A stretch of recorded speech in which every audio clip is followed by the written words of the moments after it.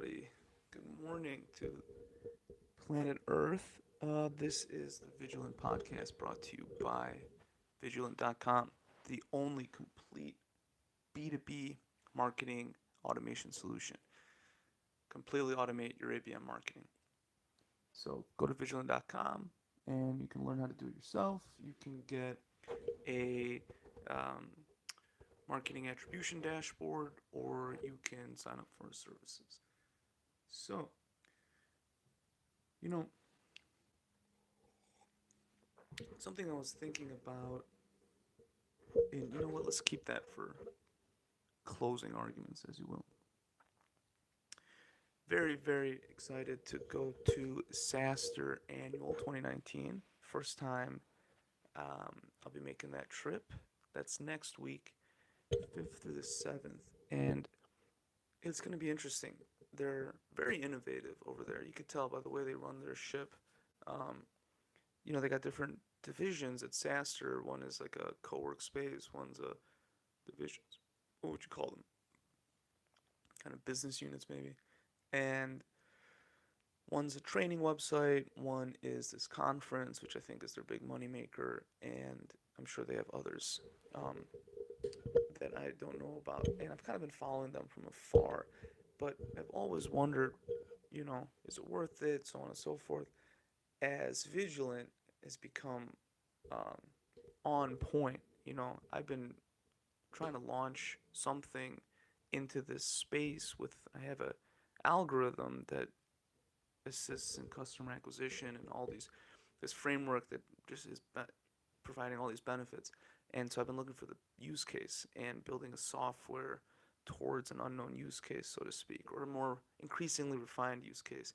And so B2B marketing was it, video marketing was it, then B2B video marketing, and now it's actually ABM automation using video content. Um, it's not in the title because it's not that it's irrelevant. It's a very small piece of the puzzle. It's more a technical nuance, the fact that we use video. It's not something the customer needs to focus on because it's hard to get the differentiator across when you're talking about something new. At least in my case, I couldn't quite encapsulate what we're doing here as well as I could if I kept it a little vague, you know? Complete ABM automation. People get what I'm talking about. It's to the point, and then we can get into details because there are lots of details. I could talk about this stuff forever. Um, this is a product that we've launched out of a um, another parent company, so we do this manually, but this is going to automate things, and it's going to be really cool. I don't mean to talk so much about Vigilant, but it's my life right now, so I'm obsessed with it. But one of the cool things SaaStr did was that um, they're using some app called, I can't even remember it anymore, but it effectively lets you create virtual small group discussions around conferences. And so I threw one in there called the 4 Steps to B2B Marketing, and I think it limits it to 4 signups. I got one at least. I don't know, but it's always interesting to see how other companies operate. And something about Silicon Valley, San Francisco, it's really baked into the culture. This notion of venture capital, what would you call it? It's like a predetermined requirement. And it has all these needing venture capital to get started. It has all these interesting mm, unintended consequences. When there's too much money early on to develop your product, you shy away. It's a human psychological, I think, what would you call it? Normalcy, or across the board, everybody does this, a trait. We don't want to find out what we're building is worthless or wrong or the wrong thing, right? And thus, by virtue, being completely worthless, and thus all the time we've put into this has been has lost value, and it gets into this deep existential dread of what are we doing with our lives if this fucking thing we're building isn't going to work. And to a certain degree, you want to keep I think you want to keep your development team isolated from the real world, um, because there's so much noise and they need so much focus.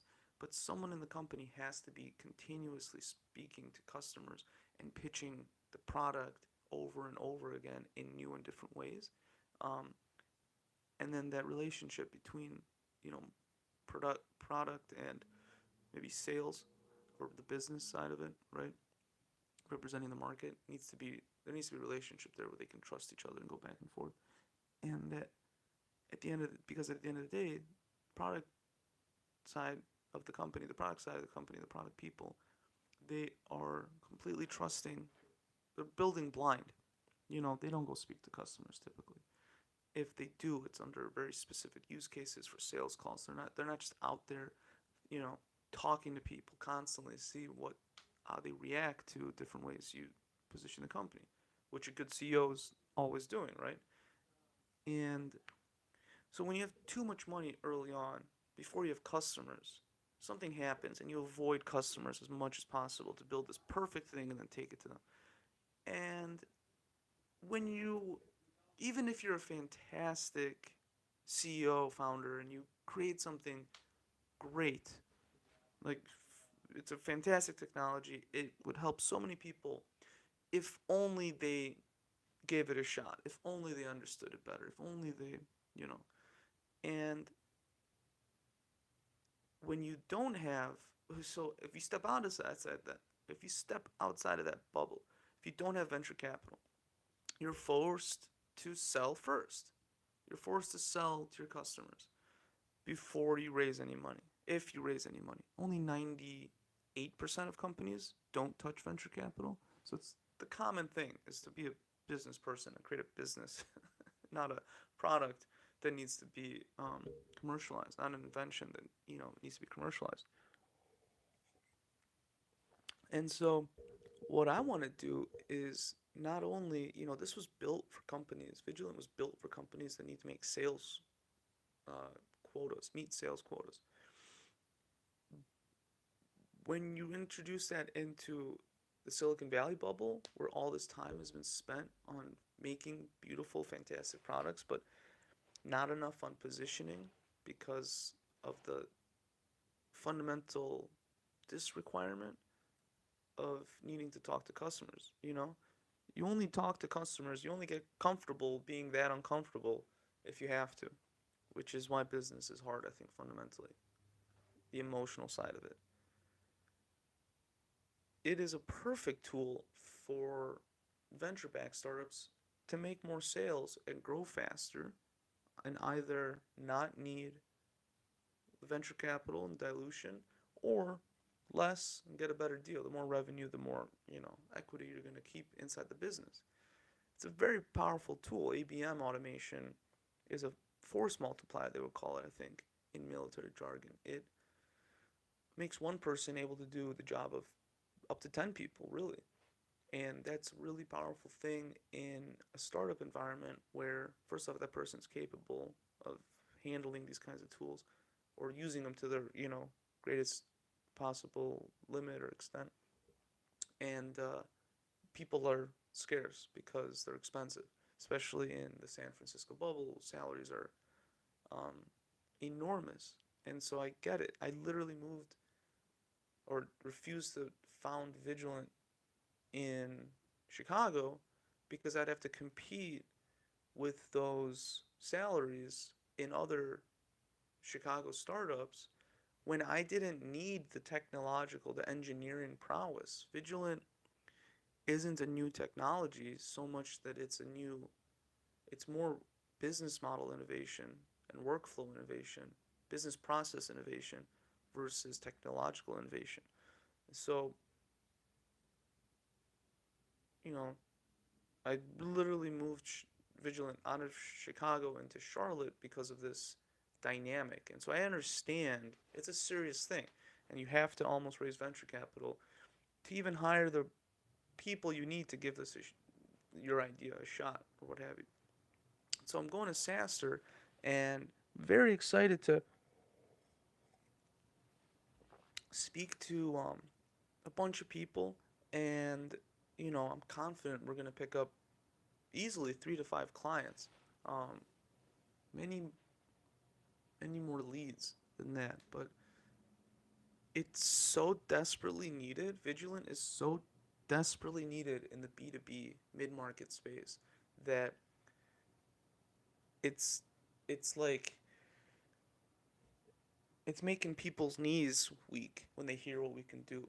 Especially most uh, vividly or most powerfully amongst people that have run ABM programs, or most, I should say, about people who are trying to learn how to run an ABM, start an ABM program, and realizing this is a big, daunting puzzle with many, many moving pieces. Luckily, our approach, by its virtue, simplifies everything so we can streamline and make everything efficient. And instead of even giving, we were going to launch this as a self-service tool, but I'm like, I've always thought, hey, if your B2B SaaS product is so helpful, why not just run it for me and charge me a little extra, right? You're going to put all this into your pitch that you're going to have all this great service, and you get a dedicated account rep and check-in calls and all this stuff. All right, just run the product for me. Let me send you my files or whatever I got to do at the end of the day, and you do it.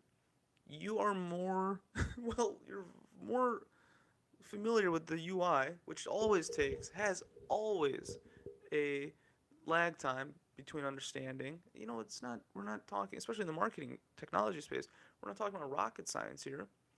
It's mostly workflow process innovation. And so I was thinking about this. I've been, because as I consult, I got companies, we always go through vendor selection, vendor management, all this kind of stuff. And I'm like, never happy. I'm rarely just satisfied. If I can get just satisfied with a technology vendor, they've, it's like physics. A C is an A plus in real world. And so we usually go with them. But typically there's just so many red flags and flaws that it's too much. And so recently we made the strategic shift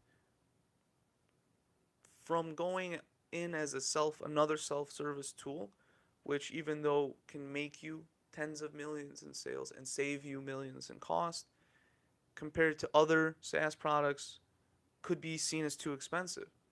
It's hard to, that was a hard thing to crack. I didn't feel good about that. And then I'm thinking, and so I always, instead of uh, lowering my prices, I always raise my value, whatever I'm doing, so I can get the price point that I need for the rest of the business to function as best as possible, to ultimately provide the best service as possible. And so I'm like, hey, if all these vendors they're pitching, each of them is, it's hard to get anything in the B2B marketing space under $2,000 a month. A lot of them is $4,000. Some goes up to, if you have a larger business, to $8,000, and you have to piece these things together, and then you got to operate everything yourself. And so I'm like, our product is it simplifies things so much, but it's so different than the way everyone else does things that we could either invest a ton of money into a UI that makes it easier, hopefully, but we still face a theoretically larger churn rate because of lack of best practices, built in. Or we could do it for our customers, spend a fraction of the cost in UX because we so deeply understand how these set of software applications co-mingle and work together, and we understand the workflow so well that it's so much easier for us to do it, that it's like a marginal cost to offer complete automation. We'll just do it for you. Don't even worry about it. Like, you don't even have to touch it. And now I'm of the mindset of like, yeah, I was giving away the cow there, or the whatever the phrase is. I was giving it all away. This is now behind a black box. I'm like, our technology is so fucking legit. I don't want anyone to see it, and they don't need to. And they're gonna actually get greater value. Our average client is gonna get greater value from not seeing any technology. Nobody wants to see more technology. No, you know what I mean? You don't want to see the wires hanging from the ceiling anyway. And you want a great experience. So we've combined, I'm playing with the term automation as a service, but I am combining the best of the ad agency model, which is that project management and white glove service, like white glove customer service, with the promises of all these various marketing automation tools. And because we're doing it and it's our software, I can make a guarantee. You will get better results. I guarantee it. I guarantee it. There's no fucking way we're going to do worse than whatever you're doing right now. Zero chance. Zero. Zero chance. It's mathematically impossible for us to do a worse job than someone who's not using our approach.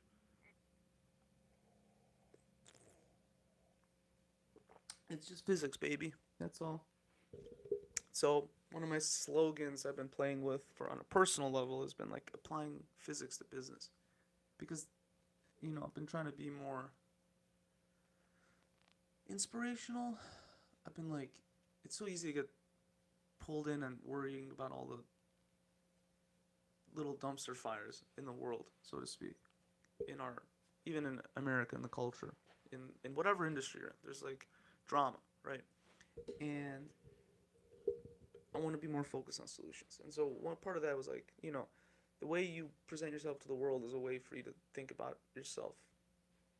And so I was, I've always had this approach to business where I'm applying physics principles to business. And it works. And it helps with software engineering too.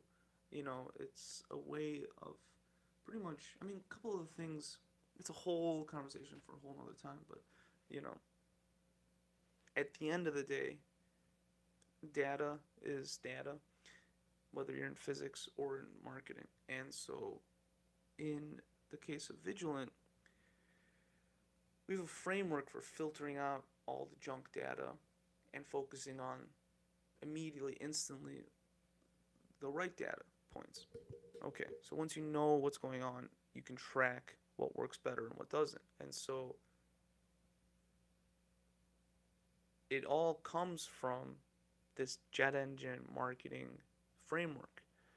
4 stages of the perfect customer journey, and we've added a 5th piece, which is our portal into all that data, the attribution. So that's what I'm talking about.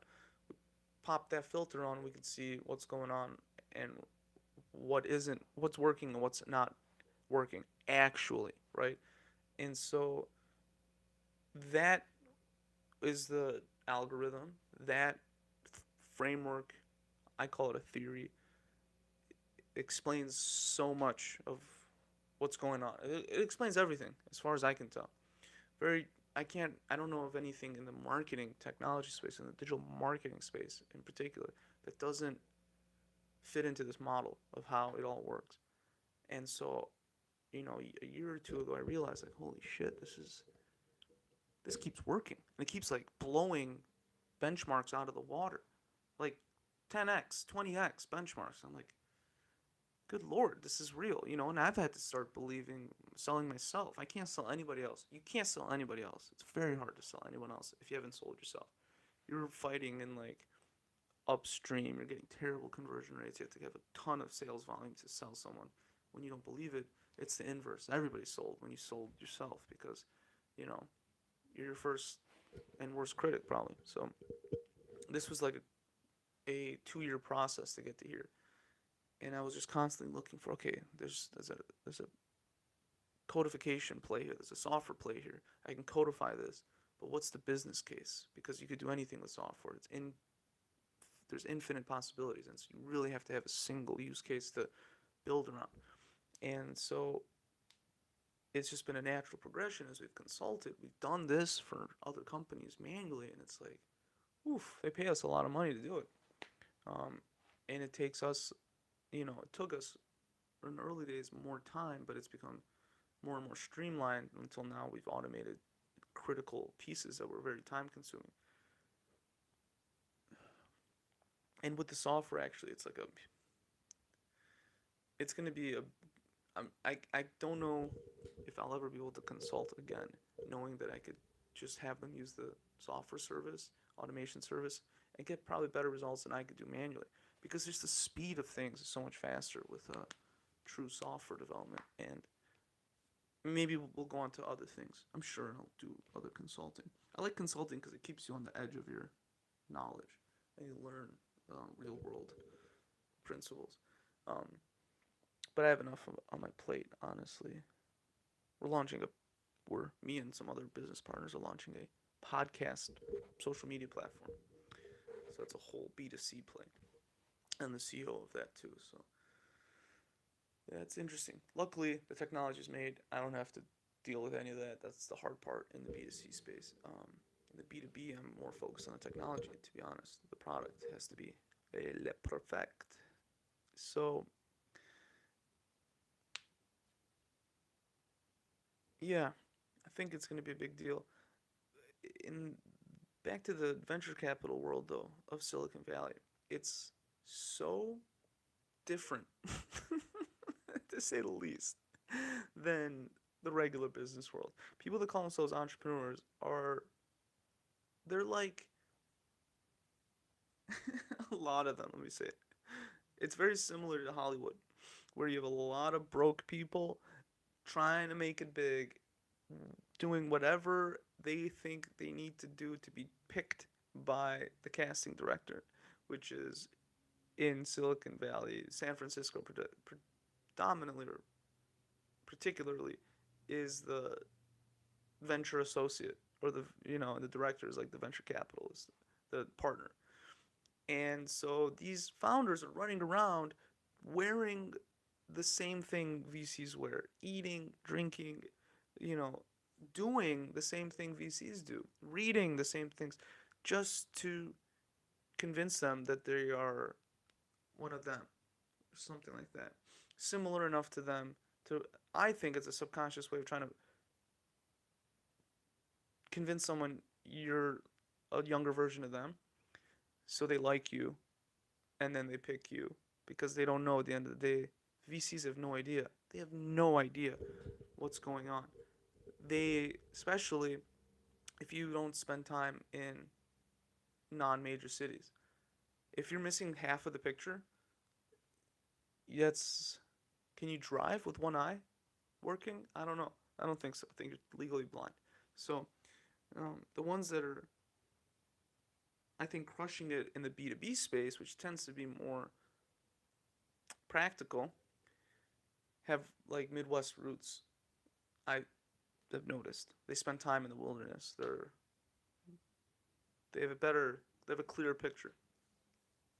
Because to me, if you gave me $1.5 million, I tried raising venture capital back in my indoor farming days. Slideshow startup. Oh my god, it was a nightmare. And Vidulant, I don't need to. It's a business. Done. Don't worry about it. I don't need your money, venture capitalists. It's not a problem. It's self-funded because it's a business. It's not a venture. We're a firm. God damn it. The difference of thinking of yourself as an entrepreneur as a business person is huge. One needs VC, the other does not. One, in the B2B space, you don't typically need, because the accounts are larger, you don't need to make, and the UX isn't a big deal, and the customers aren't fickle, and it's a whole nother thing. I don't know, in the software space, you can bring on partners. You don't need a venture capitalist on your board. I think that's a mistake. Well, it tends to be because most VC-backed companies fail. And I think when you have someone behind you with a friggin' rifle telling you to run faster, you're gonna make more mistakes. Um, there's a saying Jocko Willink says on his podcast. Or maybe someone else said it. It must be a Navy SEAL saying, "Slow is smooth, smooth is fast." Because if you're going slow, you're not making mistakes. You're doing just what needs to be done, and that ends up doing more. Um, that ends up speeding up the process because you're not wasting all this energy on unnecessary tasks. You're not making mistakes and thus repeating tasks. You're not missing the mark. You're smooth and fast. And I think that describes B2B more than B2C. And it's crazy to me because the B2B market is e-commerce alone, and business to business is 2.5 times business to consumer. Yet everyone's obsessed with Amazon as far as the press goes. I get it. It's the B2C press. The B2B press is focused on different things, obviously, but it doesn't nearly get, there's no New York Times for business to business. Even though there's 2.5 times more money out there for that type of content. It's pretty wild.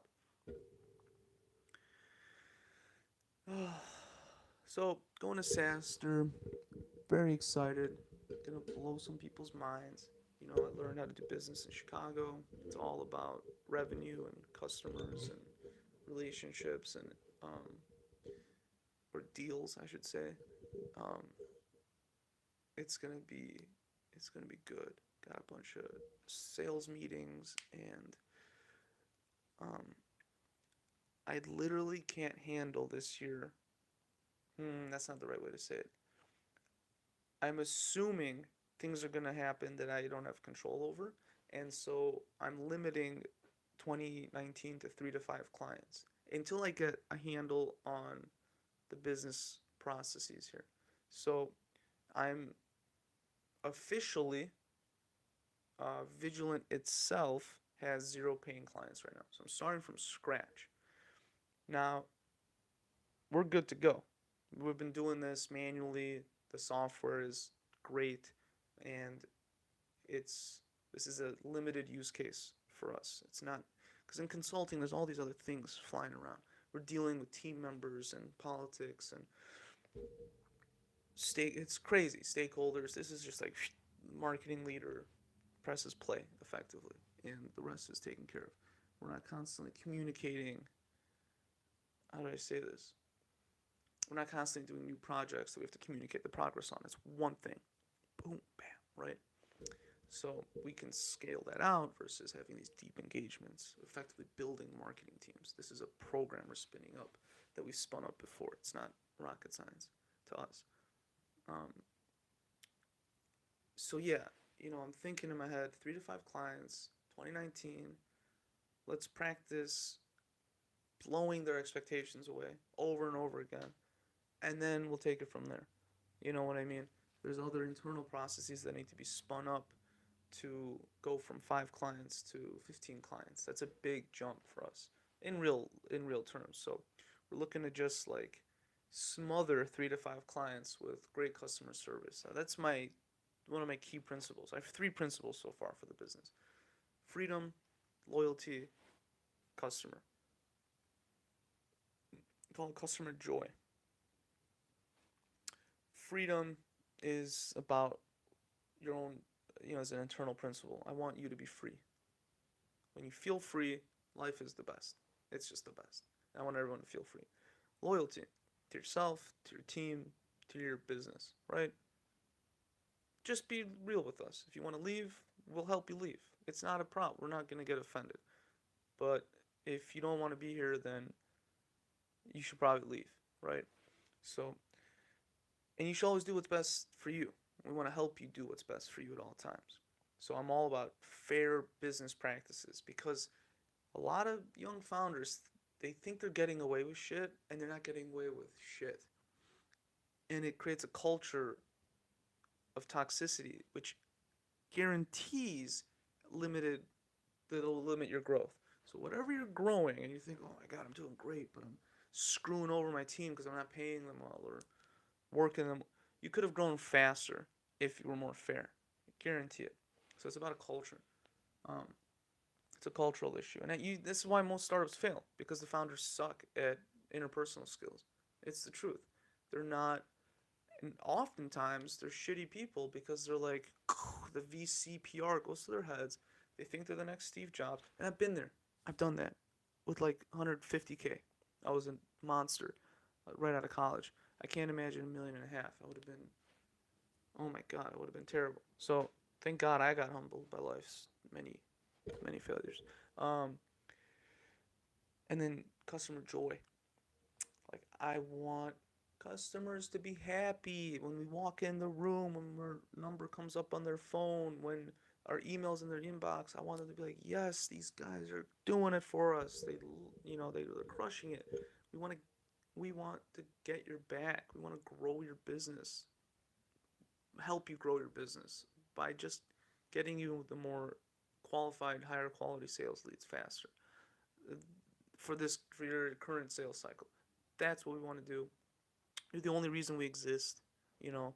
And I'm so dismayed by the lack of customer service in the B2B space. If you are in the, I gotta cut this. If you are talking to vendors, the number one way to find out if they actually have a customer service oriented culture or they don't is ask them for a trial period when they're if they offer you monthly, they have good customer service. If they don't, and you ask them if they say 12 months or beat it, and you ask for a trial period and they say no, then they don't have a customer. If they're not willing to change their policies for you right then on the spot, what's going to happen when shit hits the fan? They need to bend over backwards to accommodate you because their business should be a mirror reflection or should form to your needs. Too many software companies force you into their needs. They should form around you, and those are the ones that'll do the most business. So it's a differentiator of ours. Yes, it's a strategic